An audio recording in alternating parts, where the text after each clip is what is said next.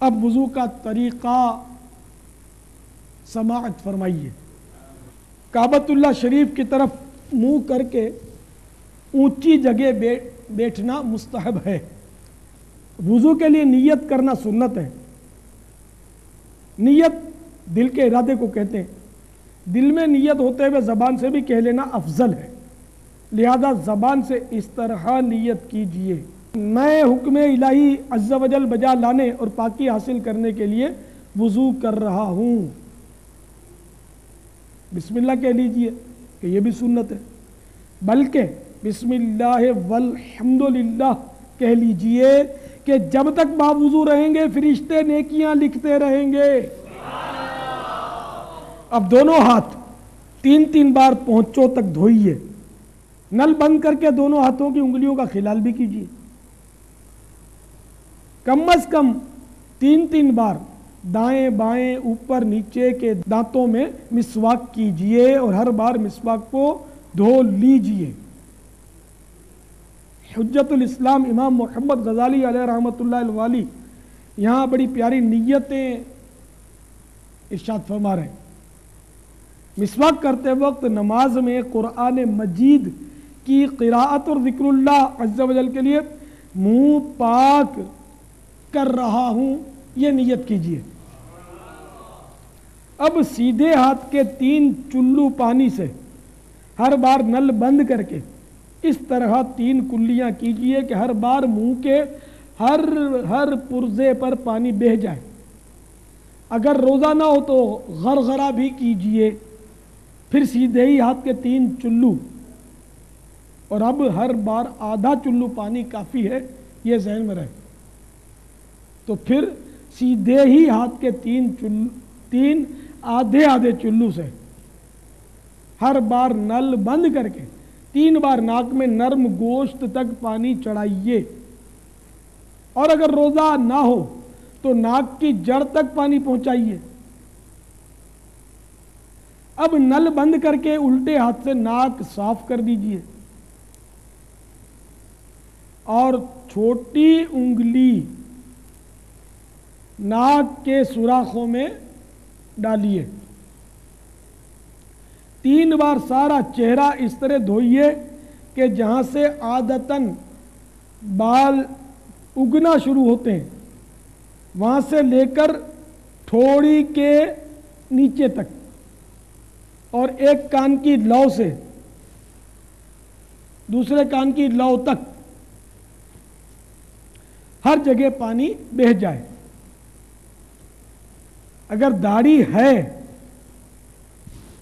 اور احرام باندھے ہوئے نہیں ہیں تو نل بند کرنے کے بعد اس طرح خلال کیجئے کہ انگلیوں کو گلے کی طرف سے داخل کر کے سامنے کی طرف نکالیے۔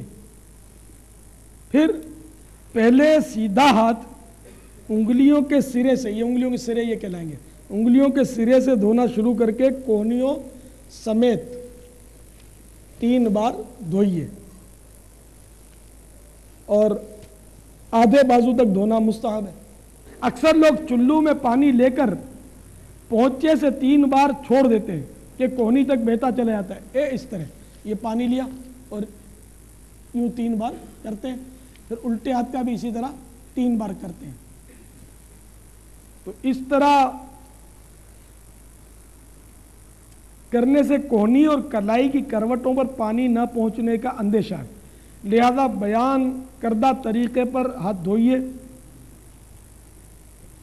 اب چلو بھر کر کوہنی تک پانی بہانے کی حاجت نہیں، بلکہ بغیر اجازت صحیحہ ایسا کرنا یہ پانی کا اسراف ہے۔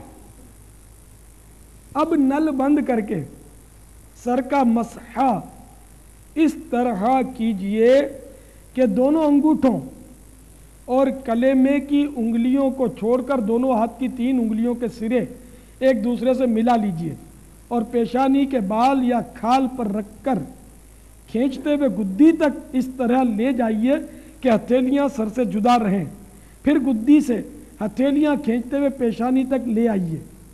کلیمے کی انگلیاں اور انگوٹھے اس دوران سر پر بالکل مس نہیں ہونے چاہیے، پھر کلیمے کی انگلیوں سے کانوں کی اندرونی سطح کا اور انگوٹھوں سے کانوں کی باہری سطح کا مسح کیجئے، اور چنگلیاں یعنی چھوٹی انگلیاں کانوں کے سوراخوں میں داخل کیجئے، اور انگلیوں کی پشت سے گردن کے پچھلے حصے کا مسح کیجئے۔ بعض لوگ گلے کا اور دھلے ہوئے ہاتھوں کی کونی اور کلائیوں کا مسح کرتے ہیں، یہ سنت نہیں۔ سر کا مسح کرنے سے قبل ٹونٹی اچھی طرح بند کرنے کی عادت بنا لیجئے۔ بلا وجہ نل کھلا چھوڑ دینا یا ادھورا بند کرنا کہ پانی ٹپکتا رہے اسراف ہے۔ اب پہلے سیدھا پھر الٹا پاؤں، ہر بار انگلیوں سے شروع کر کے ٹخنوں کے اوپر تک، بلکہ مستحب ہے کہ آدھی پنڈلی تک 3 بار دھو لیجئے۔ دونوں پاؤں کی انگلیوں کا خلال کرنا سنت ہے۔ خلال کے دوران نل بند رکھیے۔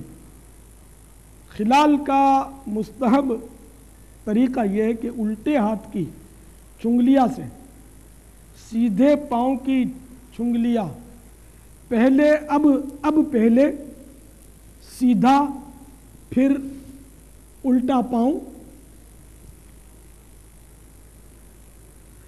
ہر بار انگلیوں سے شروع کر کے ٹخنوں کے اوپر تک، ٹخنا اس کو بولتے ہیں، ٹخنوں کے اوپر تک، بلکہ مستحب ہے کہ آدھی پنڈلی تک 3 بار دھو لیجیے، آدھی پنڈلی، ٹھیک ہے۔ دونوں پاؤں کی انگلیوں کا خلال کرنا سنت ہے۔ خلال کے دوران نل بند رکھیے۔ خلال کا مستحب طریقہ یہ ہے کہ الٹے ہاتھ کی چنگلیاں سے سیدھے پاؤں کی چنگلیاں کا خلال شروع کیجئے اور اس طرح انگوٹھا اس پر ختم کیجئے، اور الٹے ہی ہاتھ کی چھوٹی انگلی سے الٹے پاؤں کے انگوٹھے سے شروع کیجئے اور خلال کرتے ہوئے اس طرح چھوٹی انگلی پر خلال ختم کر دیجئے۔ یہ